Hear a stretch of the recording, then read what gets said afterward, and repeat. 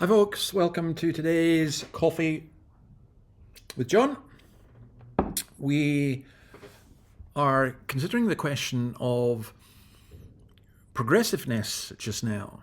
What do we mean by that? We live in a society where politicians always want to be progressive. Nobody wants to be regressive.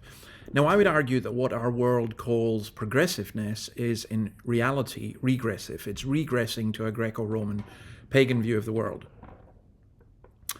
But we do want to progress in the faith, don't we? So let's just take this verse. So this is 2 John, verse 9. Anyone who runs ahead and does not continue in the teaching of Christ does not know Christ. Does not have God, rather. Sorry, let me read this again. Anyone who runs ahead and does not continue in the teaching of Christ does not have God.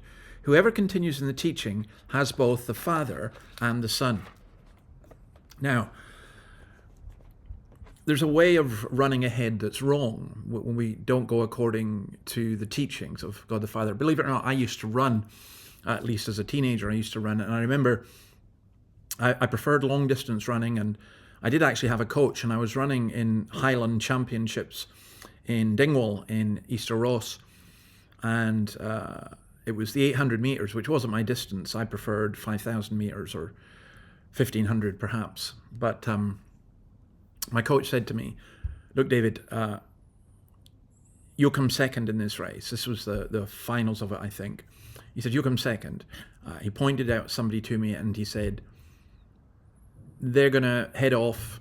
They will beat you. You know, this is their distance, but you should be able to beat the others. So just whatever you do, when this one person shoots off straight away, don't run fast after them. Just wait like you normally do till the end and then sprint to the end. So I listened, but I didn't listen, because as soon as the gun sounded, my opponent went off like a bullet. I followed him like a bullet. I ran 700 meters incredibly fast, and then I collapsed in front of everyone. It was so embarrassing because I ran ahead and I didn't listen and I wasn't ready. And I think the analogy here works really, really well, because we can be the kind of people who think, oh yeah, we're going into this new thing. We've got this new power. Now, what John is saying, it's not an argument for traditionalism. It's not an argument saying, hey, we just have to stick and we can't go ahead. We can't move. We can't progress. Of course we can progress, but we have to progress in the teaching of Jesus Christ. And that is the key thing. It's the teaching of Christ, where Christ is the center and Christ is the substance of all of that teaching.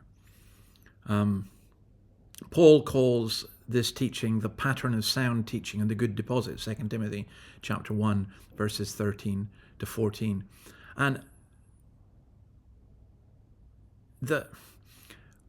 what John is saying is that the only way to have a relationship with Jesus Christ or a relationship with God is through faith in Jesus Christ. And the only way to have faith in Jesus Christ is to take the teaching about him and to believe what it says. The Father and the Son and the Spirit are one God. We come to the Father through Jesus the Son. So if we believe the teaching about Christ, if we believe the doctrine of Christ, then we come to know God. And if we reject that, then we're actually rejecting God. So don't run ahead. You know, sometimes you'd say to someone, how are you getting on? And they'll say, oh, plodding on, plodding on. No, it's maybe better to plod on than to sprint ahead, but leave the straight way. God bless you. And this is Friday, so I shall see you tomorrow. God willing. Bye.